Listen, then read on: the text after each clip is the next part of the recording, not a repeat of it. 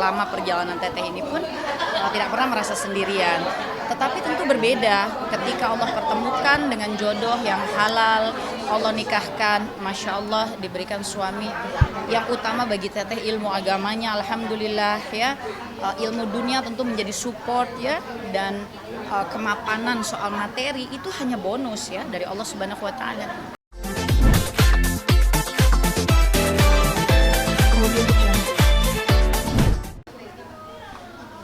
Payla dulu deh jawab. Ya. Keringetan. Ya, Assalamualaikum warahmatullahi wabarakatuh. Memang acara ini kita sudah rencanakan sewaktu sedang menunaikan ibadah umroh bersama dengan Syekh Reza Abdul Jabbar, suami dari Khadijah Peggy Melati Sukma, dan juga bersama dengan istri. Waktu itu memang kita sudah rencana pada tanggal 16 insya Allah akan adakan buka puasa bersama-sama. Dan alhamdulillah juga waktu saat ini diberikan waktu oleh Khadijah sebagai berikan kajian ya, sekalian kajian.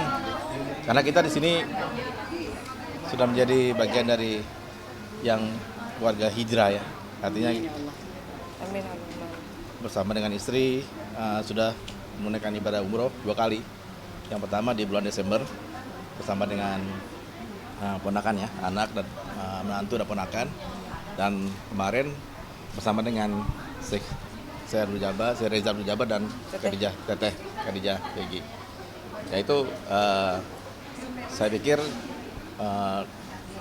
mudah-mudahan tidak hanya di bulan Ramadan ya, kajian-kajian ini bisa berlanjut terus, diatur waktunya mungkin ya sesuai dengan jadwalnya Teteh Khadijah gitu, seperti itu. Itu aja dari saya sih. Mungkin dari tambahan.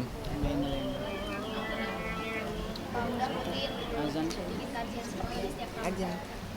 Ya kalau kebenaran saya ada 2 majelis taklim, satu majelis taklim Aisyah, satu majelis taklim Khadijah.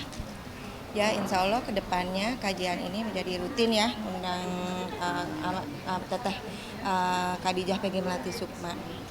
Karena kita kayaknya udah satu frekuensi. Sama suaminya juga Syekh Reza satu frekuensi, jadinya udah rasa nyaman gitu seperti keluarga sendiri. Alhamdulillah. Dari saya itu aja. Kesini ada kendala seperti apa sih Teh? Iya. Alhamdulillah wa syukrulillah, kita semua masih diizinkan Allah bisa menikmati bulan Ramadan yang insya Allah Allah janjikan dengan berbagai ganjaran, ampunan dosa. Sungguh sayang kalau kita merasa biasa-biasa saja ya. Maka alhamdulillah Bang Hilal dengan Ukhti Emma, istrinya tercinta ini, Masya Allah yang tahun-tahun terakhir ini sedang sama-sama berjuang ya. Beliau berdua ini ingin bisa lebih kafah lagi dalam berislam, ingin bisa merunuti lagi jalan hijrah, dan alhamdulillah wa syukurillah Allah pertemukan kami lagi. Karena memang Ukhti Emma sendiri pernah tinggal di New Zealand ya, sehingga ada interaksi juga dengan suami Syekh Reza Abdul Jabbar. Dan Allah izinkan ketika Teteh dengan suami melaksanakan umrah awal Ramadan, mengundang juga jamaah-jamaah kami untuk ikut serta. Alhamdulillah beliau berdua diberikan waktu luang oleh Allah, kesehatan, rezeki, sehingga bisa berumrah bersama di bulan Ramadan. Kita semua insya Allah memahami ya, Nabi SAW menyampaikan bahwa berumrah di bulan Ramadan itu seperti berhaji bersama Rasulullah SAW.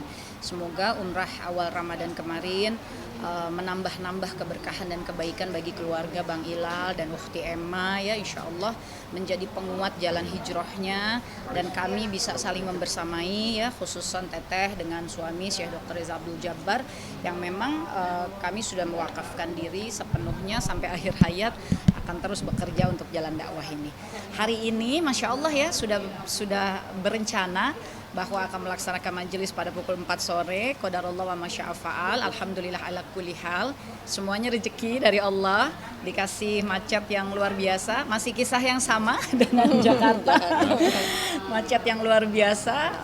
Alhamdulillah jadi makan waktu ya, sehingga Ukhti Emma dengan Bang Hilal nih sigap ya. Beliau udah menyiapkan, memang ada Google Meeting. Jadi buat jamaah-jamaah kawan-kawan beliau yang tidak bisa hadir disiapkan Google Meeting, sehingga Masya Allah Google Meeting bisa langsung digunakan tadi ya untuk kolaborasi dakwah antara suami yang saat ini di New Zealand dan teteh yang berada di sini ya, mengisi dulu Google Meet sampai mobilnya sampai ke depan rumah rumah Emma, baru disambung di sini. Alhamdulillah semuanya rezeki dari Allah Ta'ala. Pengalaman umroh kemarin waktu pertama kali puasa seperti apa sih, umroh di Mekah sendiri saat puasa? Mungkin seperti apa pengalaman spiritual? Kalau bagi teteh secara pribadi, alhamdulillah wa syukurillah ya, mendampingi jamaah umroh selama perjalanan dakwah ini tentu bukan kali pertama, bahkan berulang-ulang Allah izinkan ya. Yang membedakan hanyalah ketika kita berada di bulan Ramadan, maka fokusnya mesti semakin kuat ya, energinya juga mesti disiapkan ya, sebab ibadah umrah itu apalagi bagi perempuan, dalam hadis Nabi Shallallahu Alaihi Wasallam itu adalah jihadnya perempuan. Jadi pasti tidak mudah ya, tenaga dibutuhkan, fokus dibutuhkan, konsentrasi dibutuhkan ya, dan Masya Allah ya kami merasakannya kemarin. Karena kita kebagian umrah di siang hari juga ya, 2 kali umrah itu, umrah pertama lalu badal umrah ya, kita mau umrahkan saudara-saudara kita yang sakit dan wafat, itu kebagian umrah di tengah malam, kebagian umrah di tengah siang. Dan qadarullah wa masyafa'al, umrah di tengah siang ini jamaah bisa menyelesaikan, tapi paskanya memang banyak yang ambruk ya kemarin, karena memang kan dengan terik udara yang panas ya, mungkin tidak bisa ada sunnah yang kita juga tidak bisa jalankan, karena setelah putaran itu lalu sholat, lalu harusnya minum air zam-zam, tapi tentu karena Ramadan kan tidak bisa gitu ya, dan jemaah bertahan menunggu sampai benar-benar maghribnya tiba. Memang ada sebagian yang drop ya, tapi Masya Allah walaupun panas terik penuh sesak, kalau Ramadan itu ramenya lebih dari haji. Karena perbedaannya begini, kalau di haji local people-nya biasanya mereka keluar, karena yang datang dari berbagai negara di seluruh dunia. Jadi mereka memberi space dan local people-nya keluar gitu ya dari Makkah. Tapi kalau Ramadan semua ingin mendapatkan kesempatannya. Jadi datang dari berbagai wilayah dunia, plus local people-nya dari berbagai wilayah Saudi juga datang. Jadi luar biasa memang penuhnya, alhamdulillah. Kami juga sempat melaksanakan sodakoh ya, memberi makan kepada para jamaah-jamaah yang berbuka puasa selama 2 hari berturut-turut. Alhamdulillah ada titipan dari Indonesia, ada titipan dari New Zealand, dan titipan dari seluruh jamaah umroh. Kita bisa berbagi hampir 500 paket ya dalam 2 hari tersebut untuk jamaah-jamaah di halaman Masjidil Haram.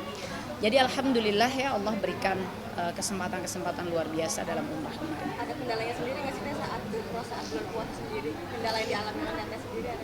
Insya Allah sih tidak ya, seluruhnya adalah ibadah kepada Allah. Hanya saja memang karena kami, artinya saya teteh dengan suami mendampingi, membimbing jamaah, maka kaminya juga harus lebih menjaga fisik ya, kesehatan, karena harus maraton juga mendampingi jamaah yang tentu tidak semuanya terbiasa ya mengeluarkan energi besar dalam keadaan saum. Dan ada jamaah-jamaah yang sepuh, tapi Masya Allah ya, si abah sama emak itu ya, yang udah sepuh begitu, puasanya tidak batal, umrahnya selesai, bahkan 2 kali umrah sama-sama ikut.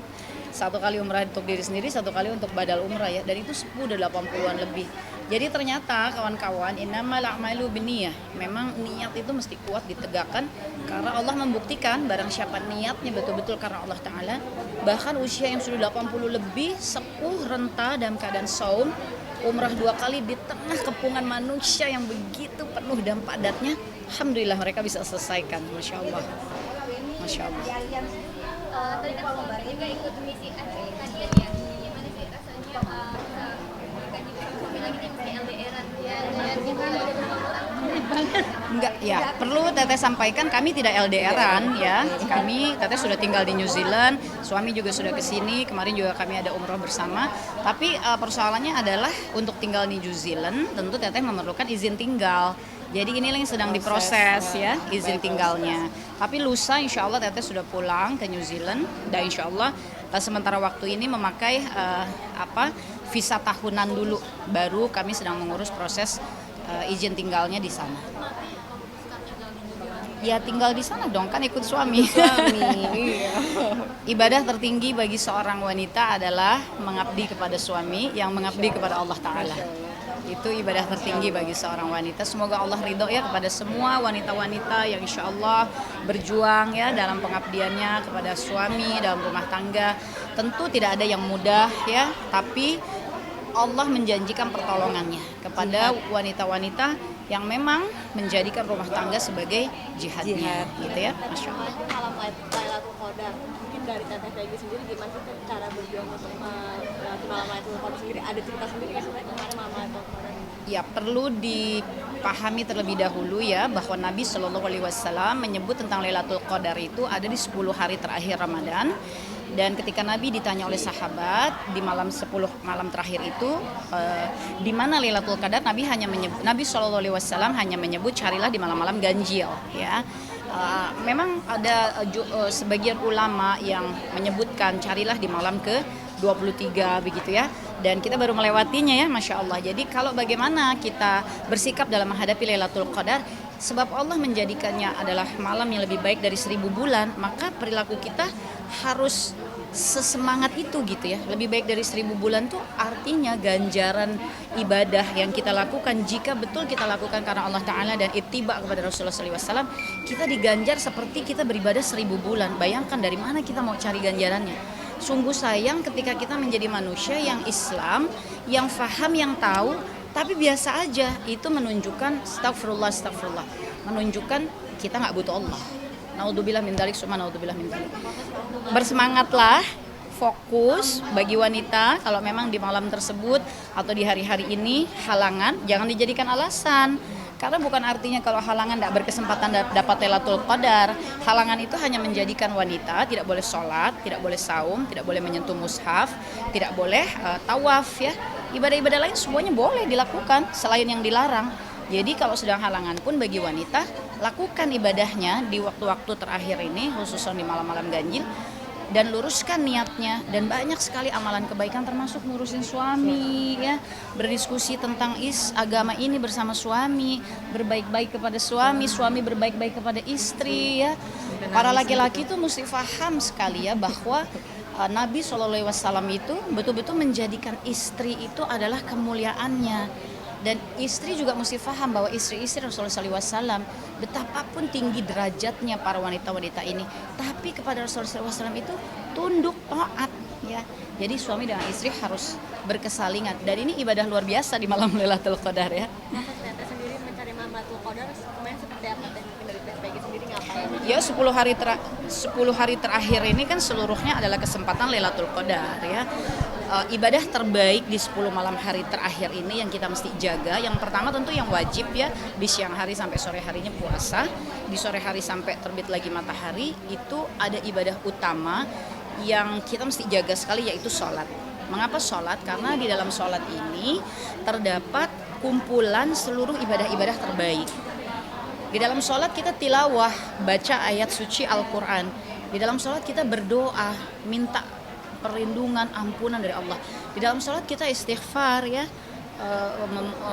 meminta pertobatan kita diterima oleh Allah Ta'ala. Di dalam sholat kita berzikir ya, subhanallahi wa bihamdi ya, kita mengucapkan banyak kalimat-kalimat baik gitu ya.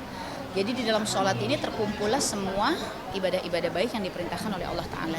Jadi jaga sholatnya di malam Lailatul Qadar, dan ketika waktunya memang Allah berikan keluangan, maka tilawah, karena Nabi SAW itu bertilawah terus ya sepanjang Ramadan, dan berbagi dengan sesama, berbuatlah kebaikan. Nabi SAW itu benar-benar menyukai sekali amalan berbagi dengan sesama di bulan Ramadan ini. Jadi pastikan bahwa di malam-malam terakhir ini kita juga banyak mengambil kesempatan untuk berbagi dengan sesama.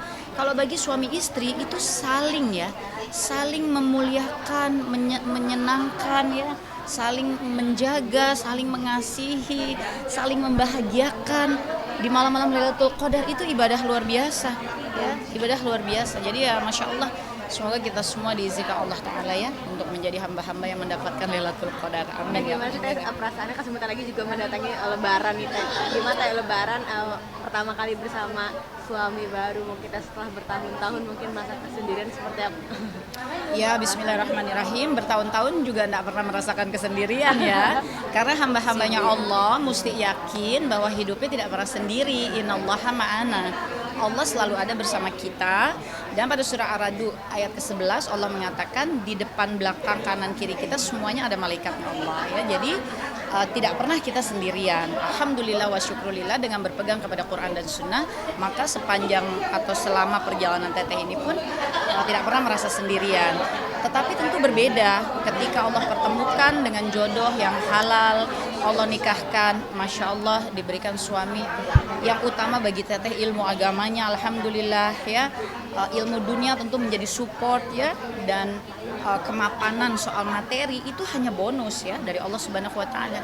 Mungkin Ukhti Emma juga bisa berbagi bahwa yang menenangkan bagi kita itu dari seorang suami kan ketika kepahamannya dan niatnya dalam beragama itu kokoh ya, itu yang menenangkan kan.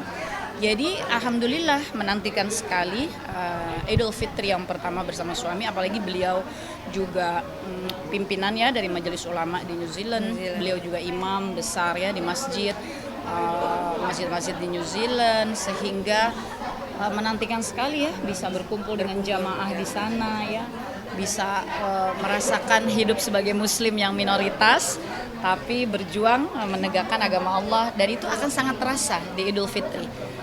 Tentu di negeri-negeri barat Islam itu minoritas kan, tapi Idul Fitri akan menghadirkan ya kaum muslim ya di pusat-pusat Islamic Center ya, pusat-pusat keislaman di sana, dan menjadi momentum. Kalau kemarin-kemarin kan Teteh pernah merasakan momentum-momentum itu dalam rangkaian safari-safari dakwah.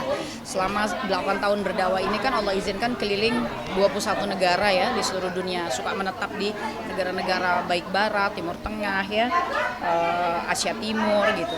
Ya kali ini kan bukan temporary, tapi akan pindah, akan bersama suami dan akan menjalani kehidupan dakwah di negeri tersebut. Starting point-nya insya Allah kan Idul Fitri ini. Jadi something yang ya benar-benar dinantikan ya. Tapi di sana juga insya Allah kita juga harus tetap bukannya berhenti berdakwah, tetap berdakwah walaupun di negeri orang. Ya nggak iya, Teh, ya betul, kan? betul. Insya Allah kan di sana juga tentu ada jamaah-jamaah akhwat ya, Walaupun ada minoritas mu'alafah ya. walaupun minoritas, Iya. tapi di sana Islamnya cukup kuat kok. Iya, perkembangan Islam di New Zealand itu sangat pesat. Ya, walaupun jumlahnya minoritas, tapi progresifnya itu sangat baik. Jadi luar biasa. Idul Fitri bisa kita tinggal di sana, berarti kan berjauhan dengan jamaah di sini dan teman-teman kajian itu gimana? Ini sih kehilangan Teteh. Ya. Ya, tentu ada perbedaan ya, karena secara fisik tidak bisa bersama begitu ya. Dan respon-respon dari jamaah taklim ya, yang memang selama ini rutin juga bersama-sama itu ya tentu setiap perpisahan pasti ada rasa kesedihan, tapi sesungguhnya fisik yang terpisah tidak mengartikan kita terpisah. Selama kita berada di jalan tauhid, selama kita menegakkan iman dan takwa, dan kita sama-sama punya tujuan jannah, maka kita akan gunakan sarana apapun yang Allah kasih untuk kebersamaan menegakkan dakwah. Kami bisa melakukan dakwah secara online ya dengan Indonesia. Kita bisa mengerjakan proyek-proyek yang memang juga kita suka kerjakan bersama, yaitu menulis ya, sehingga itu menjadi dakwah kita bersama, dan ini bisa dilakukan lintas negara, lintas benua begitu ya. Dan Teteh dengan Syekh sendiri, insya Allah kami juga sedang mempersiapkan ya sebuah program yang sifatnya online, TV dakwah, podcast ya, untuk betul-betul bisa menjaga ritme dakwah di Indonesia. Dan insya Allah kami akan punya jadwal-jadwal dalam 1 tahun untuk tetap kembali ke Indonesia dan melakukan safar dakwah. Berarti Idul Fitri di New Zealand Teh sama suami ya, di Indonesia? New Zealand, Kapan Teh berangkat? lusa. Teh mungkin ini kan Teteh sudah berhijrah, mungkin Teteh menemukan kebahagiaan, apalagi menemukan suami ini Teh. Seperti apa sih Teh mungkin perjalanan hijrah Teh sampai menemukan suami seperti apa? Alhamdulillah wa syukrulillah, perjalanan hijrah itu perjalanan mengikatkan diri kepada Al-Quran. Tidak ada hijrah tanpa kembali kepada Al-Quran.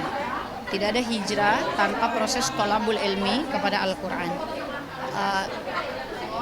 Ya ini harus diimani oleh kita semuanya ya, sebab Islam itu di atas Quran dan Sunnah. Maka ketika kita menyatakan hijrah itu Nabi SAW menyebutkan wal muhajiru man hajara manakhallahu anhu.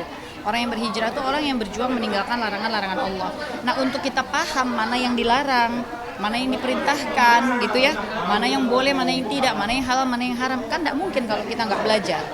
Belajarnya dari mana? Oh, sekedar tanya kanan kiri apa baca-baca, nggak bisa. Belajarnya mesti mengkaji Al-Quran dan hadis gitu ya.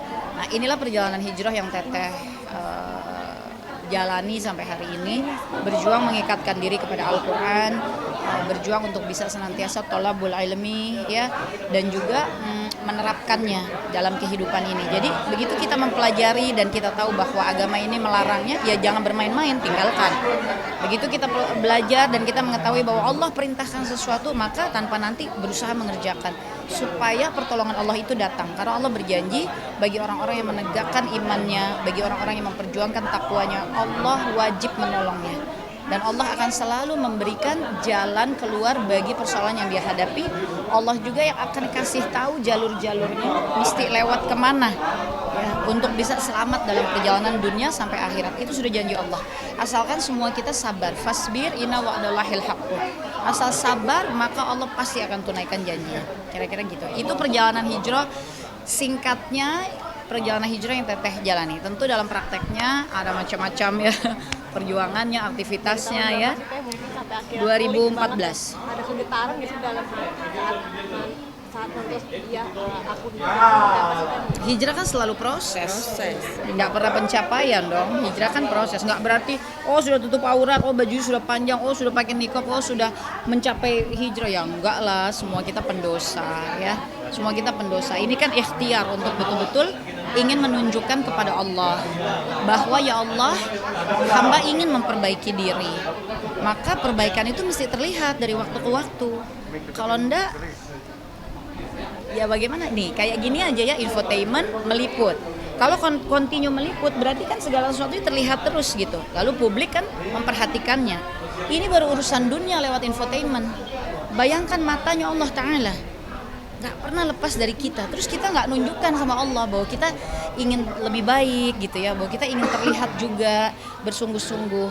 Ya bagaimana Allahnya memperhatikan, kitanya kok cuek-cuek aja, kitanya kok acuh-acuh aja gitu ya.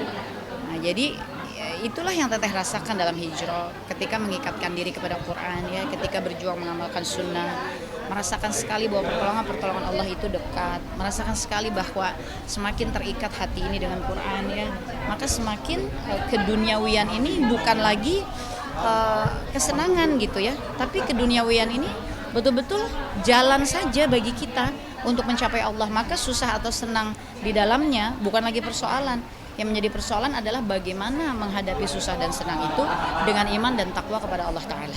Tahun 2014 mungkin lika-likunya seperti apa sih saat belajar untuk hijrah sendiri? Ya tentu saja jalan hijrah ini bukan seperti membalik telapak tangan. Oleh karenanya di dalam Al-Quran kita diperintahkan untuk sabar. Surah An-Nahl 41, 42, sabar, tawakal. Walaupun kamu merasa susah, merasa teraniaya, ya merasakan kepedihan, kata Allah sabar. Sabar dan tawakal. Kalau kamu sabar dan tawakal, tunggu aja. Aku akan tinggikan kedudukanmu di dunia, dan nanti di akhirat aku akan beri yang lebih dari itu. Itu janji Allah ya. Jadi tentu mengalami banyak naik turun, tentu mengalami banyak perjuangan. Yang mesti ditinggal itu kan sesuatu yang puluhan tahun menjadi kesukaan, bahkan menjadi jalan hidup ya. Itu kan tidak semudah membalik telapak tangan. Tapi ketika harus melakukannya ya tidak bisa nanti, tidak bisa tapi. Kalau nanti, kalau tapi udah makan belum? Makan. Khawatir nggak ada umur ya. Kullu nafsin za'iqatul maut. Ingat bahwa kita semua itu pasti akan mati. Mati nggak kenal umur, nggak kenal kaya miskin ya. Jadi ketika Allah memberikan kesempatan hijrah, berjuanglah semaksimal kita bisa. Jangan sampai umur habis dan ketika malaikat di depan kita sudah bilang nyawa mau dicabut, kemudian kita menyesal karena belum menggunakan waktu di dunia dengan sebaik-baiknya menjadi hamba Allah. Dunia ini tempatnya ujian. Ad-dunya darul imtihan. Kita nggak bisa mengklasifikasi, ya Teteh mah enak kali, godaannya sedikit, nggak bisa. Seluruh isi dunia ini ujian. Surah Kahfi ayat ke-7. Seluruhnya ujian. Mau susah, mau senang itu ujian dari Allah Ta'ala. Jadi cukuplah orang-orang yang sedang menghadapi ujian seperti di sekolah. Fokus kan, ngerjain soal. Tapi apa sih kalau boleh tahu titik balik yang bikin teteh meninggalkan dunia? Maksudnya hal-hal yang Itu kan sudah banyak ditanyakan dalam perjalanan hijrah ya. Ya kalau itu semua orang, semua kita ini akan selalu mengalami naik turunnya kehidupan. Akan selalu mengalami susah gitu ya, terus dikasih senang lagi, susah lagi, terus senang gitu ya. Perbedaannya hanyalah kalau kita nggak menghadapinya dengan tafakkur, kita nggak menghadapinya dengan ketenangan yang bersandar pada iman. Kalau kita nggak menghadapinya dengan itu, maka kesusahan maupun kesenangan di dunia ini tidak akan menghasilkan apa-apa pada hidup kita.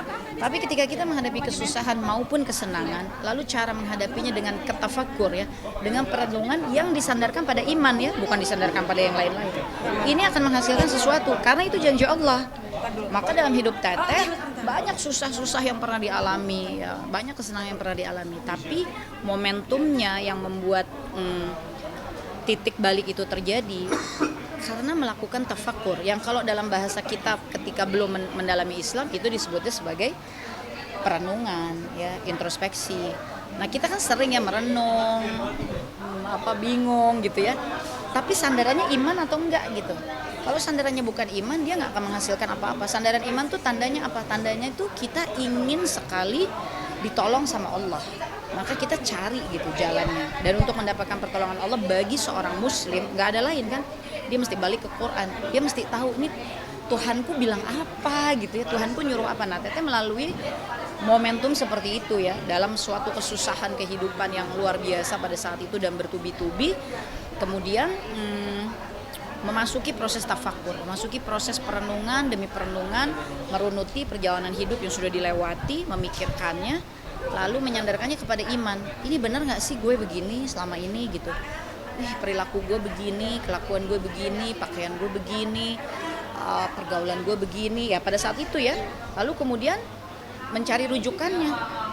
Nih jadi Tuhan gue ngelihat gue gimana ya? Nah di titik itu baru sangat terasa betapa ya Allah rasanya sia-sia deh hidup ya pada saat itu gitu. Punya apa aja, terkenal kemana-mana, secara materi gak ada kekurangan. Tapi ketika disandarkan pada iman, kok kayaknya nol besar gitu semuanya. Jadi hidup mau apa gitu saat itu rasanya hidup mau apa? Oh tak aneh ya kalau aku mengalami kesusahan yang bertubi-tubi begini. It's because of myself, itu karena diriku sendiri gitu.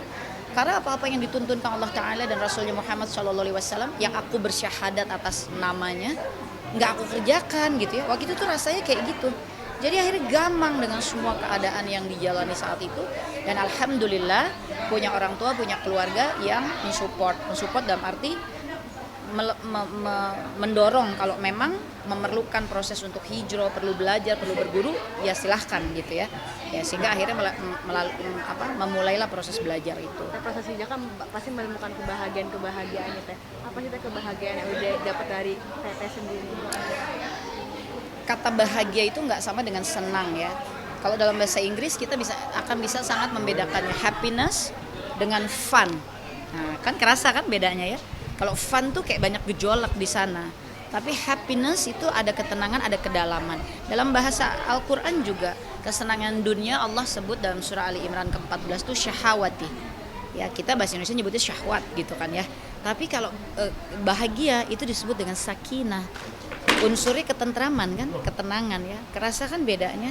Nah dalam perjalanan hijrah yang terasa itu adalah happiness, sakinah ya, ketentraman, ketenangan, kebahagiaan yang sifatnya bukan gejolak, yang sifatnya bukan duniawi. Jadi sumber ketenangannya bukan lagi hal-hal yang sifatnya duniawi, dan ini sangat membahagiakan. Artinya ketika bisa menegakkan salat malam gitu ya, itu menjadi sesuatu yang luar biasa. Ketika bisa secara konsisten melaksanakan ibadah saum di luar Ramadan, Masya Allah gitu ya. Ketika bisa berjuang menutup aurat gitu ya dengan sebaik-baiknya, ya itulah ternyata yang dinamakan bahagia ya. Ternyata yang dinamakan bahagia itu bukan maaf ternyata bukan tampil gitu ya seperti dulu. Itu menyenangkan ya. It's a fun thing, it's a pleasure gitu ya, it's an attraction, sesuatu yang sangat menarik gitu. tapi it's not sakinah, it's not happiness ya. Bukan kebahagiaan yang hakiki. Jadi apa sih kebahagiaan dalam berhijrah itu? Ya menemukan kebahagiaan itu sendiri, itu kebahagiaannya gitu ya. Itulah kebahagiaannya. Menemukan suatu ritme ya dalam kehidupan dunia ini yang tidak lagi bersandar kepada hal-hal yang sifatnya materialis, padahal kehidupan dunianya pun tidak bisa dilepaskan dari hal yang materialis, tapi it's not an ultimate thing anymore gitu, bukan ultimate thing. Dan ternyata Masya Allah ya, dengan ikhtiar yang demikian justru Allah amankan dunia kita, Masya Allah ya, Allah amankan.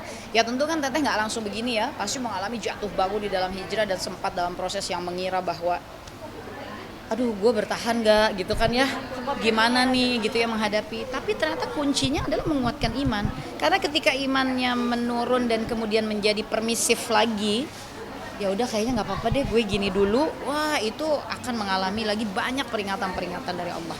Tapi ketika kita bertahan, enggak, pokoknya bertahan di jalan ini, oh pertolongan Allah luar biasa, bahkan yang nggak pernah kita duga. Dan ternyata itu ada di dalam Al-Quran. Allah sebut dalam surah At-Talaq ayat 3, ayat 4, ayat 5, Masya Allah. Dan itu terbukti, Masya Allah ya.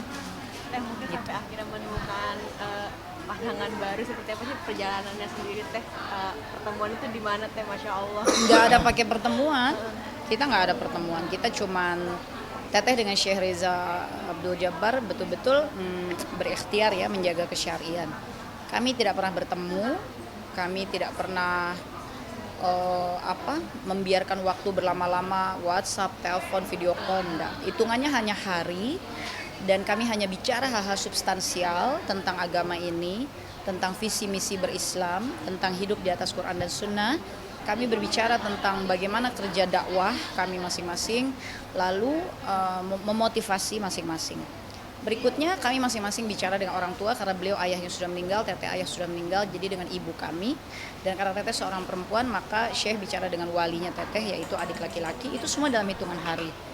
Lalu kami istikharah, memohon Allah memantapkan, dan Allah mantapkan. Maka Syekh berangkat ya, datang ke Indonesia. Teteh juga pulang, karena waktu itu teteh sedang dalam rangkaian safari dakwah. Bertemu di bandara, 2 jam kemudian kami halal. Alhamdulillah. Mungkin alasan mengenalnya Alhamdulillah. karena dakwah itu berarti ya teh? Ya saling mengetahui dari ritme dakwah kami masing-masing. Tapi kalau ketemu atau udah ngobrol berlama-lama atau ada orang yang mau mengenalkan, yang tidak ada. Alhamdulillah semuanya Allah yang atur. Nggak ada pertemuan nih teh, mungkin dalam berumah tangga kayak ada perdebatan sedikit nggak sih teh? Mungkin kan jadi pacarannya pas setelah menikah gitu teh? Nggak ada dong, kan kita mengembalikan semuanya di atas ilmu, di atas Quran dan Sunnah. Jadi di antara kami tidak ada perdebatan. Kalaupun ada satu dan lain hal yang kami diskusikan, lalu kami langsung cari rujukannya. Dan ketemu rujukannya, kita berdua sama-sama sepakat mengikuti rujukan itu kepada Quran dan Sunnah. Udah selesai urusannya. Nggak ada yang kaget dengan sikap sama lain gitu? Nggak, Alhamdulillah. Alhamdulillah, karena fokusnya kan udah sama ya. Fokusnya bukan me atau you, fokusnya bukan aku atau dirinya, tapi fokus kita berdua bagaimana betul-betul membangun rumah tangga di atas Quran dan Sunnah, bagaimana rumah tangga ini menjadi mesin dakwah, bagaimana anak-anak bisa menjadi generasi penerus Islam, dan bagaimana kami bisa hidup bersama komunitas yang mudah-mudahan mencintai agama Allah ini. Jadi nggak ada lagi aku dan kamu gitu. Jadi dalam rumah tangga kami nggak ada lagi perdebatan tentang aku dan kamu, nggak ada lagi fokus-fokusnya Musia kamu gini dong ke aku, Musia enggak lah, sama sekali nggak ada. Alhamdulillah. Jadi dari hari pertama menikah itu bukan kami yang bilang, tapi orang-orang dekat kami gitu, bahkan beberapa syekh-syekh senior gitu ya, dari Inggris, dari mana, ketika bertemu mengatakan kalian berdua nih kayak udah 100 tahun ya sama-sama. Dan ya tentu kami menyampaikan bahwa alhamdulillah Syekh, doa dari para guru-guru gitu ya yang jauh lebih sepuh dan senior dari kami, dan ikhtiar kami untuk ya sudah apapun balikan saja kepada Quran dan Sunnah. Jadi bukan kalau menurut aku, nggak ada nggak ada menurut aku, ayo kita cari sama-sama, yuk gimana nih tuntunannya, oh tuntunannya begini, ya udah kami sama-sama menundukkan diri kami pada ketaatan. Iya sayang, silahkan menundukkan diri pada ketaatan. Ya seperti itu. Mungkin greeting lebaran teh Ya. ya. Khadijah cantik. gitu. Bismillahirrahmanirrahim. Saya Teteh Khadijah Peggy Melati Sukma mengucapkan taqabbalallahu minna wa minkum, taqabbal ya karim. Selamat Hari Raya Idul Fitri. Mohon maaf lahir dan batin. Semoga seluruh kita bersama orang-orang yang kita cinta dan kaum muslimin di muka bumi ini diampuni oleh Allah Ta'ala, menyambut Hari Raya Idul Fitri ini dengan kondisi fitrah, dibersihkan dari semua dosa-dosanya, dan insya Allah menjadi langkah menuju jannahnya Allah Ta'ala. Allahumma inna as'alukal jannah. Alhamdulillah. Wassalamualaikum warahmatullahi wabarakatuh.